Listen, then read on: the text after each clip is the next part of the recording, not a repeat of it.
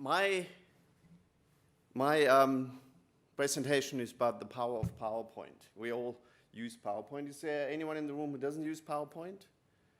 We're having PowerPoint here. You're not using PowerPoints. I'm sometimes tempted not to use PowerPoints, but PowerPoint is a tool we all use for teaching. The students are accustomed to the PowerPoint. So what I was wondering whether I can use this in a different way. You know, Taft wrote a few years back. I better stay here at the mic. A few years back, you know, in an article for Wired, that PowerPoint is evil. Evil in the sense that it doesn't encourage engagement, interactive learning in the lectures.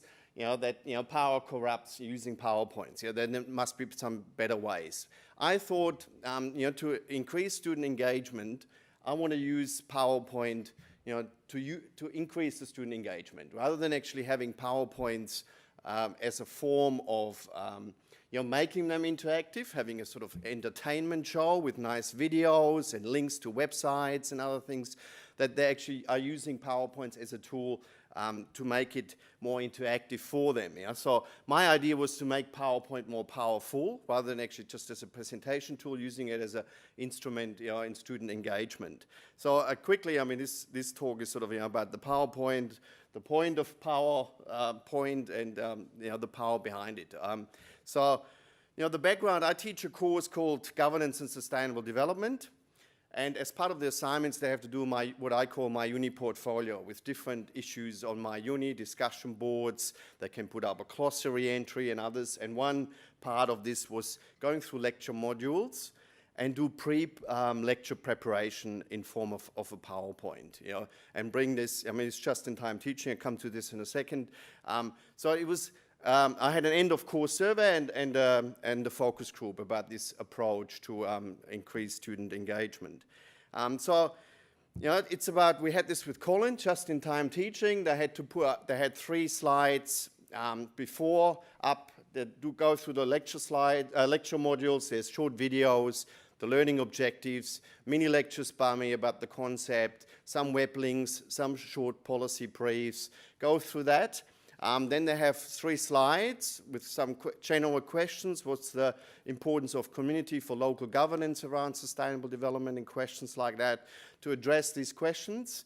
And they had to post it in a journal on my uni, which I go through before my lecture. They had an hour before the lecture to I'll pick a couple. Each week someone else, pick a couple of the lecture slides, look at the lecture slides, whether they're getting the concepts or not, and adjusted my lecture accordingly. This idea with the flipped classroom.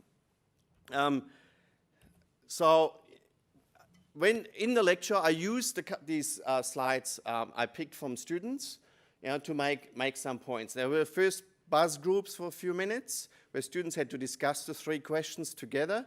And I then used these, you know, these discussions they had to follow on with my lecture.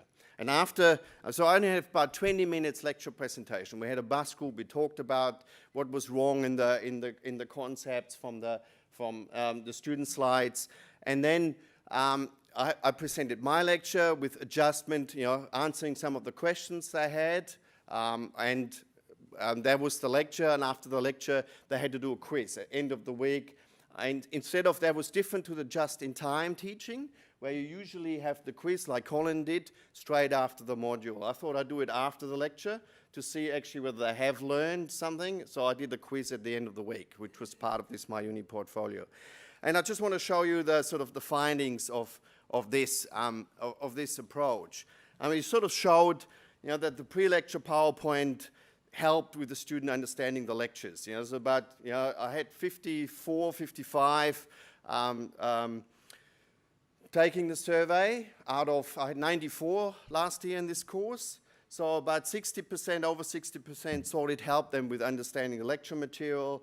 What they didn't like so much, the second slide, is using the student lecture slides as a hanger, you know, for the lecture and the discussions. They liked sort of the bus groups, but they didn't like that I went through lecture slides. Others, some did like it because they were sort of interested whether they their lecture slide was picked, you know, for the lecture. So, but most of them, you know, didn't, you know, here, if I can get to this, you know, sort of didn't, most of them didn't like, you know, using, they sort of felt a bit exposed, I guess. So overall, the pre-lecture PowerPoint, they most, you know, again, over 60% thought it was valuable for their learning. What was more important actually, and this is with a flipped classroom rather than actually using the PowerPoint, but the lecture module, you know, most students used, you know, they sort of agreed, over 50%. They found the lecture module with a short mini lecture rather than a long lecture where the concepts are covered with short lectures, Anita Roddick, you know, 5 minutes about corporate social responsibility, you know, links to websites. They found that really helpful, you know, to have to do something beforehand. And it helped them with understanding, following on, helped them with understanding the course material at the end. So there were a couple of positive comments. You know, said most people like this. Pre-PowerPoint preparation helped me a lot to study the content of this course. Pre-lecture preparation was a very good method for helping students understand concepts presented in the course. And this is a social science course, so there's lots of, you know, around governance, power. There's sort of a lot of concepts. It's not a natural science course. It was something I think other courses could take into consideration as it greatly enhanced student learning. This is sort of a long slide, but really, in my international students, I have quite a lot in geography, sort of development studies. They really liked it because they could slow down their pace. They had an idea what was covered in the lecture beforehand. They had time to do some of the reading, only short reading, as I said, policy briefs, 3 pages or something. So they had a good idea. So, you know, they find that the process, and a lot of students find the process really time-consuming, but they got something out of it, especially the international students. I think that was sort of an interesting part.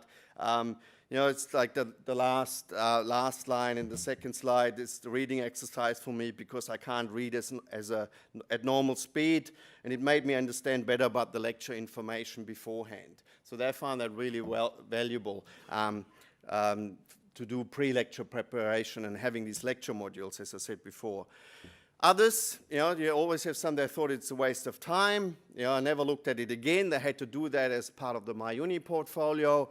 The pre-lecture prep was useful for my learning. However, I prefer lecture to be in normal lecture format. So that was also interesting. A lot of people actually thought, you know, they wanted, you know, the expert to present the material rather than actually just having 20 minutes at the end where I present my material. So with a flipped classroom, I mean, one student sort of suggesting this, you know, have this online more. These lecture modules, as I thought, were really well received. You know, to have this pre-lecture material every week and do not have a lecture. I still like the interactive content. With a flipped classroom, then have a 2-hour lecture where you do some work, like we had just heard. But provide a number of smaller interactive compulsory seminar workshop instead. If the university allows this. This was last year. Now we're sort of talking about the flipped classroom and the beacon of enlightenment. So, you know, there's students who really like this kind of work, you know, to work actually in a flipped classroom and in a lecture or workshop or whatever you call it. So, I mean, there were some lessons I took from this, you know, to make students more engaged. You know, that exercise was really helpful. I needed more research whether actually, I mean, they're all saying it helped them with understanding the concept, but I did not assess whether their learning was better, whether they did better in the quizzes, you know, if they wouldn't have, you know, sort of having sort of a control group where some do this and others don't, whether they actually improved in the quizzes doing the pre-lecture preparation. So I want to do some more jigging with this. Also, I think, you know, going back to the normal just-in-time teaching schedule, to have the quiz after the module is helpful, you know, so they actually can reflect straight away rather than at the end of the week, or maybe have an end after a specific set of lectures having a quiz on MyUni. So, you know, I need to jig around a few things to make that clearer. For them and also for me, sort of having a quiz makes it easier to see straight away where people are rather than actually selecting a couple of PowerPoint slides. So, I mean, really the power of PowerPoint, I think, I mean, you know, there is power in PowerPoint. Everybody uses it. The student actually almost expects it, that you can actually use it, you know, to engage student more, you know. my other idea is actually that we all work together to create a PowerPoint lecture slide as a wiki, that the whole group works together to do the lectures, rather than me doing it. So that's sort of another idea to develop on this. So what certainly students like is this pre-lecture activity, especially for international students. So that was sort of really a successful novel approach exercise I did last year in my course. So this idea of the flipped classroom and doing something before and is sort of well received by students. So that's it. Thank you.